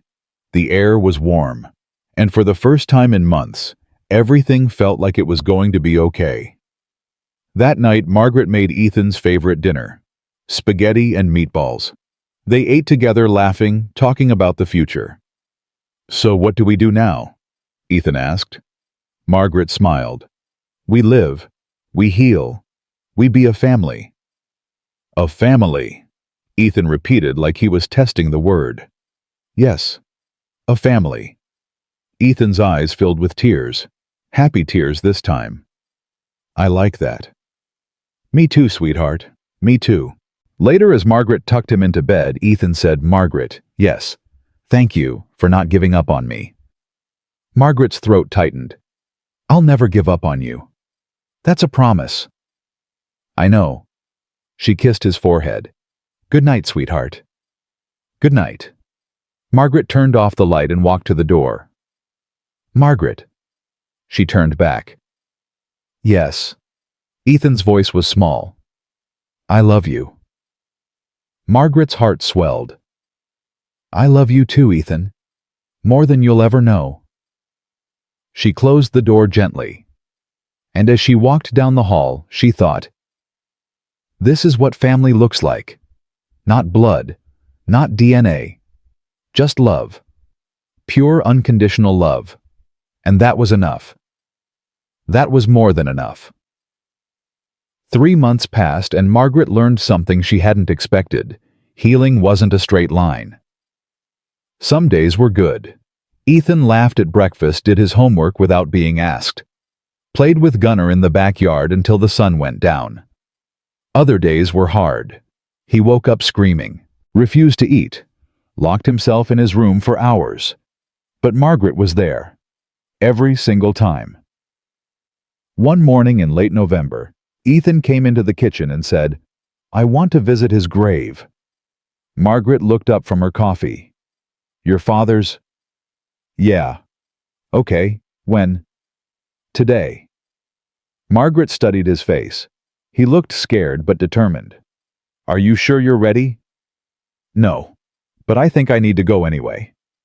Margaret stood. "Then we'll go." They drove to Pine Haven Memorial Cemetery in silence. Gunnar sat in the back seat, his head resting on Ethan's shoulder. When they arrived, Ethan led the way. He knew exactly where to go, like his feet had memorized the path. They stopped in front of a simple granite headstone. Sergeant Thomas Ryan, beloved father, 1985, 2022. Ethan stared at it for a long time. Then he dropped to his knees. "Hi, Dad," he whispered. Margaret stayed back, giving him space. "I'm sorry I haven't come to see you. I was scared. I thought if I came here it would make it real, and I didn't want it to be real." His voice cracked. "But it is real. You're gone, and I'm still here, and I don't know how to do this without you." Tears streamed down his face. "I miss you so much. I miss the way you called me buddy. I miss the way you made pancakes on Sundays. I miss the way you laughed at your own jokes even when they weren't funny." He wiped his eyes with his sleeve. "I'm living with someone now. Her name is Margaret. She's old and kind of bossy, but she's nice. She takes care of me. She takes care of Gunnar. And she doesn't make me feel like I'm too much trouble." Margaret's throat tightened. "I think you'd like her, Dad. I think you'd say she's good people. Ethan reached out and touched the headstone. I'm trying to be brave, like you told me to. But it's so hard. Some days I just want to give up. But then I remember what you said, that brave people aren't the ones who don't feel scared.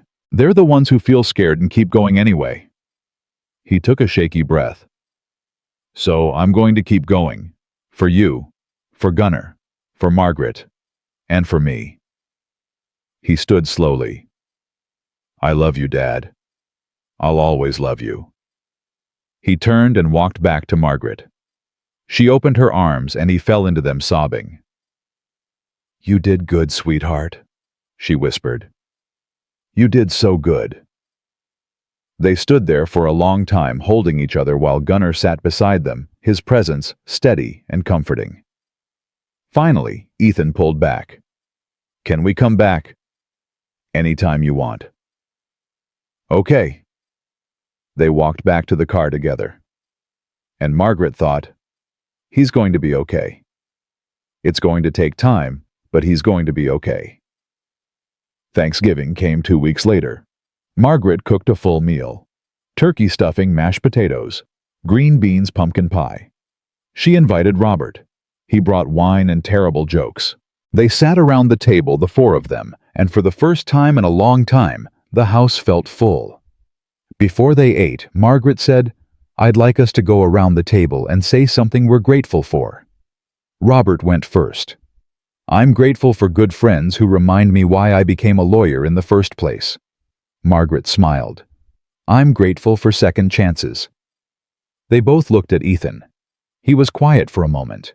Then he said, I'm grateful for people who don't give up on you, even when you give them 100 reasons to. Margaret's eyes filled with tears. Robert raised his glass. To family, however we find it. They clinked glasses. And Margaret thought, this is what I've been searching for. This is home. After dinner, Ethan helped Margaret clean up, while Robert and Gunnar fell asleep on the couch. Margaret, Ethan said as he dried a plate. Yes. Do you think my dad is watching us? Margaret paused. I don't know, sweetheart, but I like to think he is. Me too. Ethan set the plate down. I think he's proud of me, for not giving up. I think so too. Ethan looked at her. Do you think he's proud of you? Margaret blinked, surprised. Me? Yeah, for taking care of me. Her throat tightened. I hope so. I think he is. I think he sent you to me. Margaret's tears spilled over. Oh, Ethan! He hugged her. Thank you for being here. There's nowhere else I'd rather be. They stood there in the kitchen holding each other, and Margaret felt something she hadn't felt in years. Peace. December came with snow, and Christmas lights, and a special invitation. Principal Anderson called Margaret one afternoon. Mrs. Chen, I'd like Ethan to participate in our holiday assembly.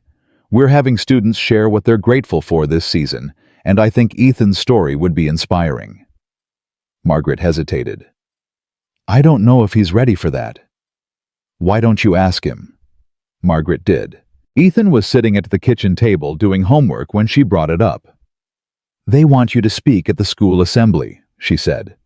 About being grateful, but if you're not comfortable, I'll do it, Ethan said immediately. Margaret blinked. Are you sure? Yeah, I think people need to hear it. That even when things are really bad, they can get better. Margaret's chest swelled with pride. Okay, then you'll do it.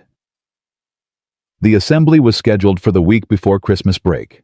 Margaret sat in the audience, hands clasped, heart racing. Ethan walked onto the stage. He looked so small up there, standing behind the podium. But when he spoke, his voice was strong. My name is Ethan Ryan, and 2 years ago my dad died. The room went silent. I didn't know what to do. I felt like my whole world had ended, and for a while I thought it had. He paused. I lost my home. I lost my family. I lost everything that made me feel safe, and I was so angry.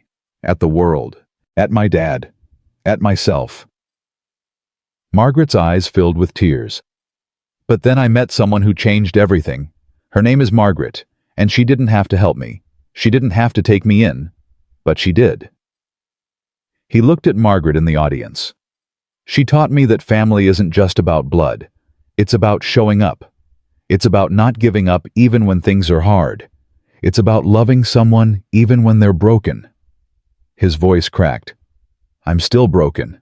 I probably always will be. But I'm learning that being broken doesn't mean you're not worth loving. It just means you need someone who's willing to help you put the pieces back together. He wiped his eyes. So this holiday season, I'm grateful for Margaret. I'm grateful for my dog Gunner. I'm grateful for second chances. And I'm grateful that even when everything falls apart, there are people who will help you rebuild. The room erupted in applause. Parents stood, teachers wiped their eyes, students cheered. Ethan walked off the stage and straight into Margaret's arms. I'm so proud of you, she whispered. I couldn't have done it without you. Yes, you could have, but I'm glad you didn't have to. That night, as Margaret tucked Ethan into bed, he said, Do you think people understood?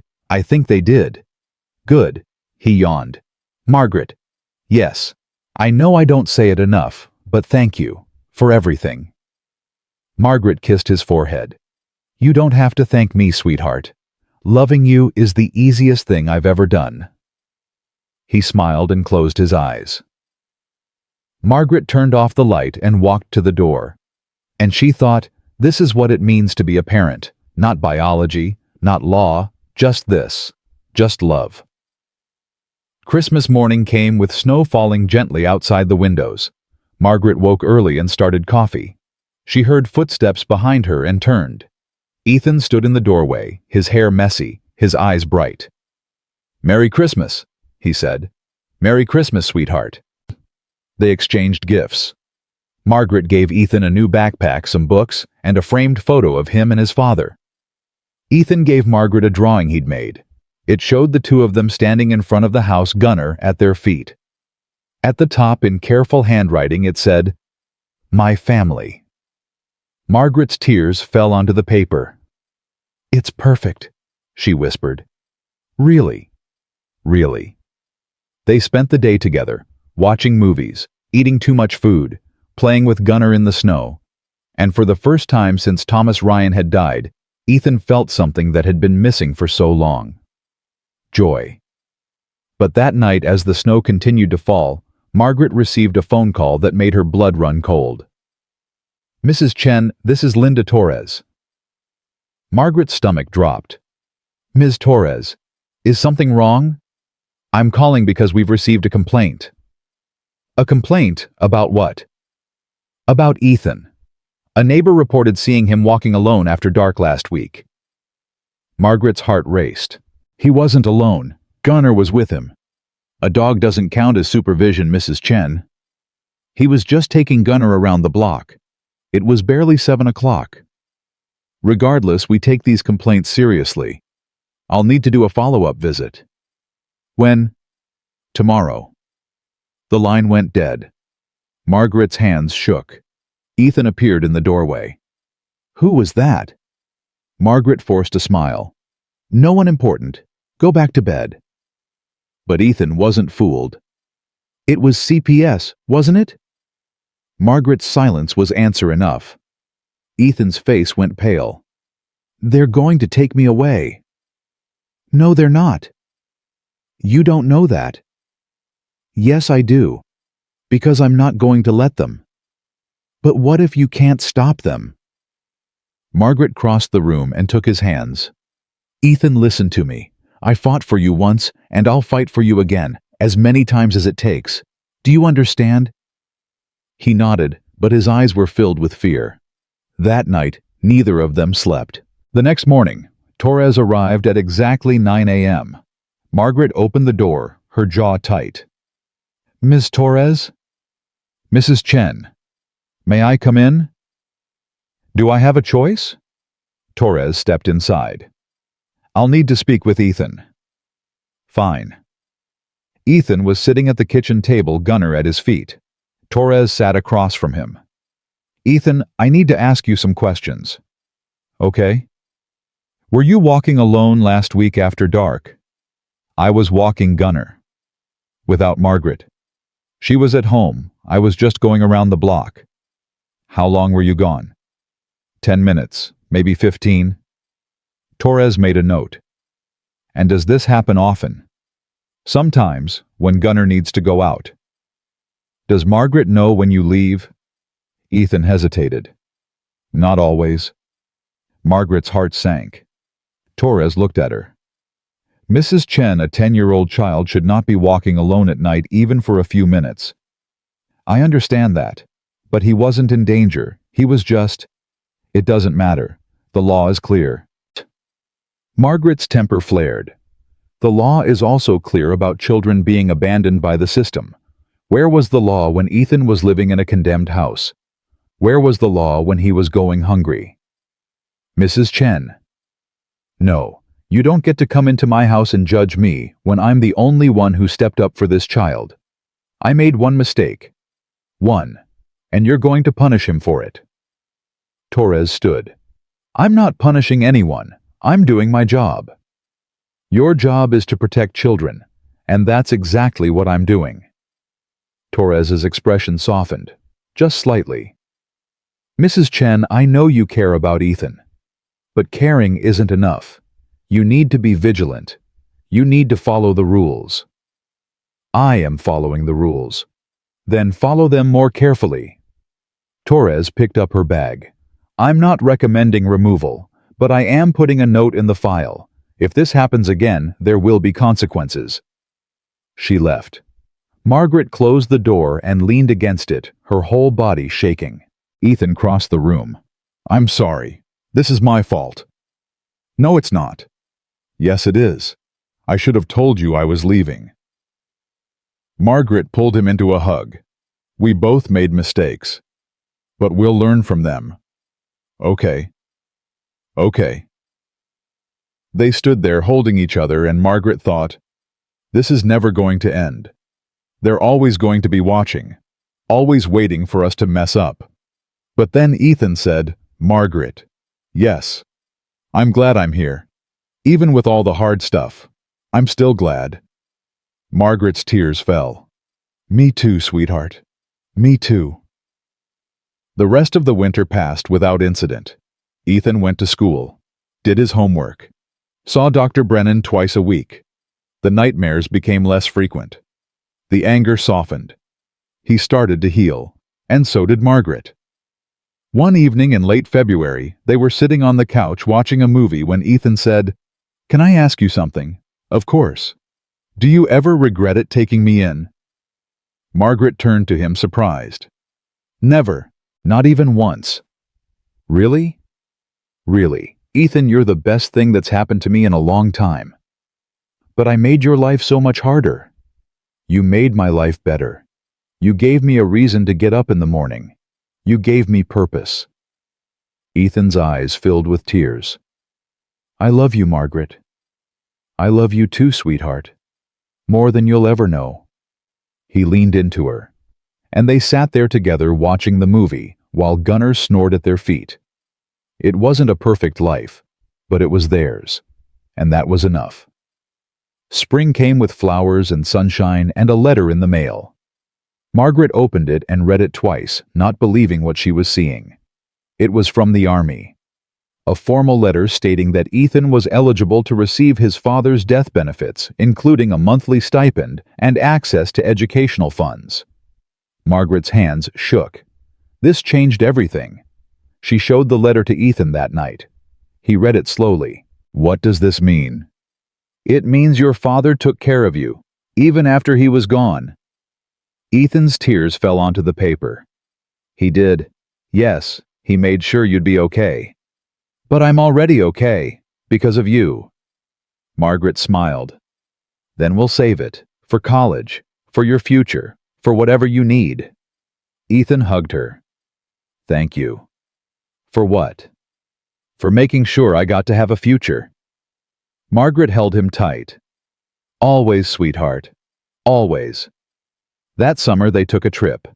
Just the three of them. Margaret, Ethan, and Gunnar. They drove to the mountains, rented a cabin, spent a week hiking, fishing, and sitting by the fire. One night as they sat under the stars, Ethan said, "I think my dad would have liked this." "I think so too." "Do you think he knows that I'm okay now?" "I think he does, and I think he's proud of you." Ethan looked at her. "Do you think he's proud of you?" Margaret smiled. "I hope so." "He is. I know he is." They sat in silence for a while, listening to the crickets and the crackle of the fire. Then Ethan said, "Margaret?" "Yes. I used to think I'd never be happy again, but I am. I'm really happy." Margaret's eyes filled with tears. "Me too, sweetheart. Me too." The years that followed weren't always easy. There were hard days, days when Ethan struggled, days when Margaret doubted herself. But there were also good days, great days, days filled with laughter and love and hope. Ethan grew. He made friends. He joined the soccer team. He got straight A's. He started talking about college, about becoming a veterinarian, about helping animals the way Gunnar had helped him. And Margaret watched him grow with pride and joy, and a love so fierce it sometimes took her breath away. When Ethan turned 18, they had a party. The house was filled with people, friends from school, teachers, Robert, Dr. Brennan, even Principal Anderson. They ate cake, told stories, laughed until their sides hurt. And when the party was over and everyone had gone home, Ethan and Margaret sat on the porch watching the sunset. "I can't believe I'm 18, Ethan said. "Neither can I. Feels like just yesterday you were 10. "I was so scared back then." "I know. But you weren't. You never gave up on me." Margaret reached over and took his hand. "And I never will." Ethan smiled. "I know." They sat in comfortable silence for a while.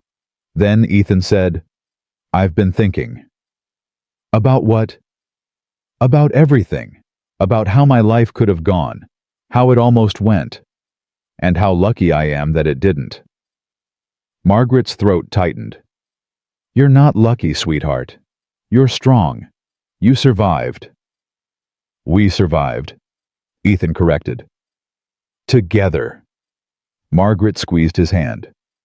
"Together." Gunnar, now gray-muzzled and moving slower, padded onto the porch and lay down between them. Ethan reached down and scratched behind his ears. "You did good, boy. You kept your promise." The dog's tail thumped weakly. Margaret looked at Ethan, at this young man who'd once been a broken, terrified child, at this person who'd fought so hard to heal. And she thought about all the people who'd said she was too old, too inexperienced, not equipped, but they'd been wrong, because she'd had the only thing that mattered: love. "Margaret," Ethan said. "Yes." "Thank you for saving my life." Margaret's tears fell freely now. "No, sweetheart. Thank you for saving mine." They sat there on the porch as the sun dipped below the horizon, painting the sky in shades of gold and pink. A boy who'd lost everything and found it again. A woman who'd thought her life was over and discovered it was just beginning. And a dog who'd kept a promise to a soldier who'd never made it home. They were a family, not by blood, not by law, but by choice. And that made all the difference.